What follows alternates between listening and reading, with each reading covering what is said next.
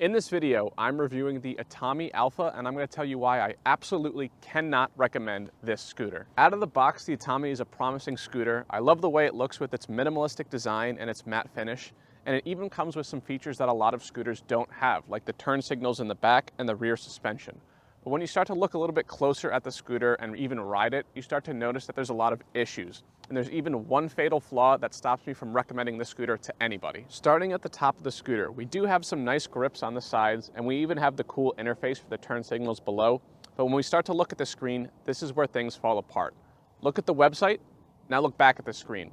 Look at the advertised screen, now look back at the actual screen. This is very different than what's shown on the website. The screen is super small, it's dimly lit, and the display itself is actually recessed, making it even harder to see. It's kind of like one of those old Game Boys where you needed the light to hit it just right so you could actually see what's going on.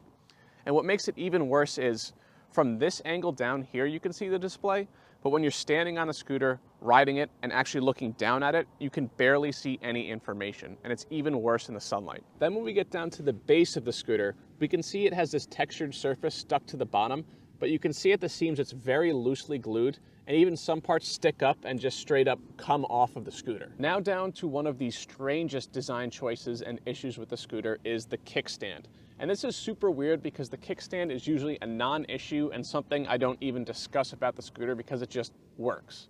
But in this case, they designed the kickstand so it neatly folds into the scooter, but because of this and because of the shape of the kickstand, it doesn't actually support the scooter when it's down. It's so narrow that the scooter can just be like pushed over and it doesn't actually stand up straight when it's down. And making it even weirder is that they kind of knew this. They acknowledge that the kickstand doesn't work because they give you this extra attachment to put on the kickstand so it actually supports the scooter when you put it down.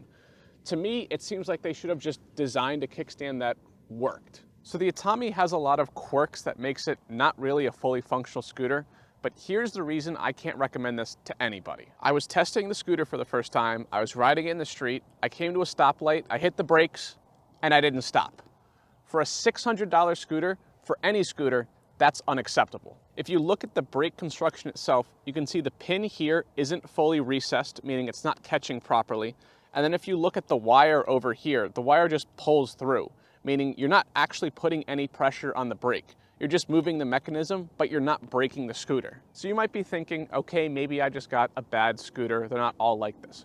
But here's the thing. Atomi was nice enough to send me this scooter, but they also sent me another scooter before this scooter. That one, I opened the box, put it together, hit the power button, and it didn't turn on. So the first scooter I got was dead on arrival, and the second scooter I got has a completely non-functional brake. So Atomi sent me, someone they knew was going to review the scooter, someone who they knew was going to make a video about the scooter, two broken scooters. This makes their quality control very questionable. Now this is the part of the video where I usually review the ride of the scooter, and what's a shame about the Atomi is the ride is actually really good.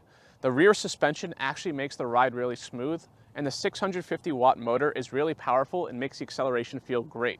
But because of all the flaws with the build quality, with all of the issues with quality control, and the fatal issue of the brake, I can't recommend the scooter to anybody. So if you were hoping to get a modern looking scooter with a high quality build and a great ride, I would instead recommend you check out the Neo KQi2. You can check out my review here. Thanks for watching, and we'll see you guys next time.